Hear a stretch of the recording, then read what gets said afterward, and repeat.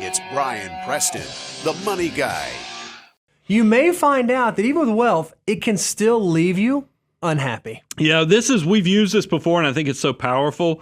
Jim Carrey has a quote on this. He says, I think everybody should get rich and famous and do everything they ever dreamed of so they can see it's not the answer.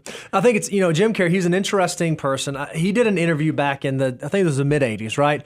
And he said, I knew I was going to be a successful actor, and I wrote myself a check paid for services rendered for, I think it was $10 million, wasn't it? And he said, I'm gonna be able to cash this check by 1990 or 1995. It was a few years in the future. And so he was driven and he was motivated and he desired to be able to cash a $10 million check.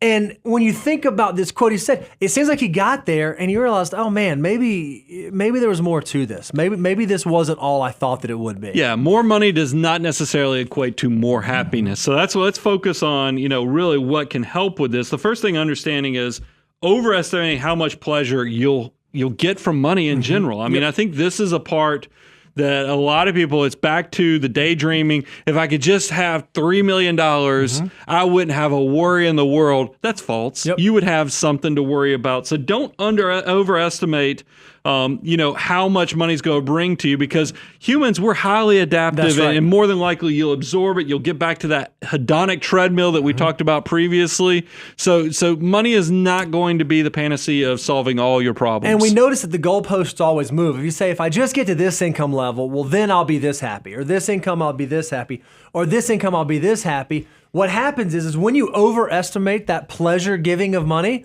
you're going to find yourself in a place where it's never going to be enough. So I don't think I would bank on that. The other thing that I would recognize is oftentimes more money, more wealth can lead to more stress in your financial life and in your total life in general. Well, and the data supports this too. I mean, I think about even some of the neighborhoods and some of my neighbors, they make great incomes, great lives, but they travel constantly. I mean, because that's the thing. Companies don't just give out tons of money for just because you're a likable person. Yep. I mean, there's usually an expectation that they're expecting more out of you. And you see that come through on the anxiety and stress. 68% of high income individuals making over $250,000 report feeling regularly stressed at work. Now, you hear that stat and you're like, okay, but I need some context here. So 68% of people making over $250,000. Well, you compare that, 38% of those making between $51,000 to $75,000 state that 38% of them regularly feel stressed. Okay. That's well below 68. And then people making under $50,000, only 47% of them feel stressed. That shows you we have a problem here where money was obviously not the solution. It actually might have created more stress for these individuals. And if you can even think about this on the extremes. There was a study that found CEOs, right? So they're rich. They're the chief executive officers of major publicly traded corporations.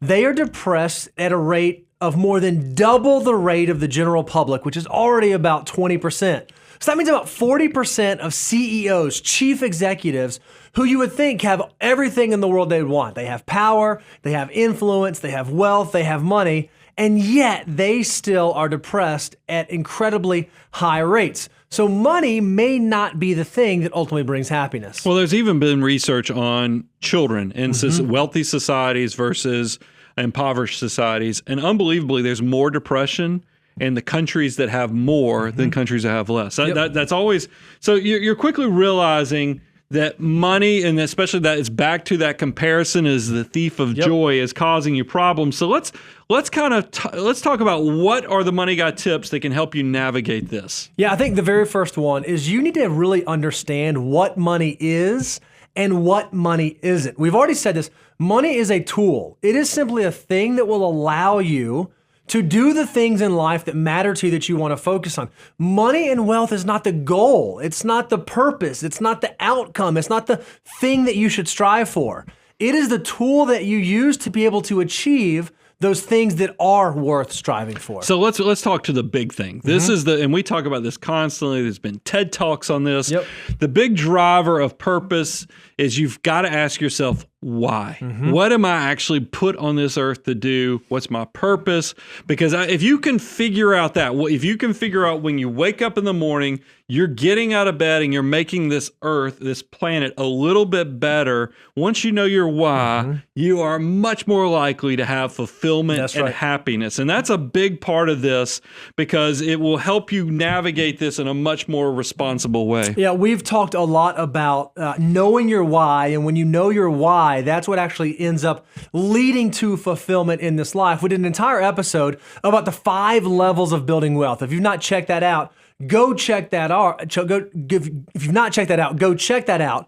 Because when you reach the fulfillment stage of building wealth, you begin to truly know who you are, what you value, and what brings you purpose. And when you begin to understand those things, money is a side effect. It is no longer the thing causing you to be distracted. It's the thing you're able to utilize to move you towards your ultimate goals. Well, and once again, that's contrarian because I think most people would think of really stage 4 of the levels of wealth and the fact that they think financial independence, just doing what you want, when you want, and how you want. That's not necessarily fulfillment. The fulfillment is getting back to knowing who you are, what brings you value, and what brings you purpose. Those things, that's the why, and that's what we want you to focus on.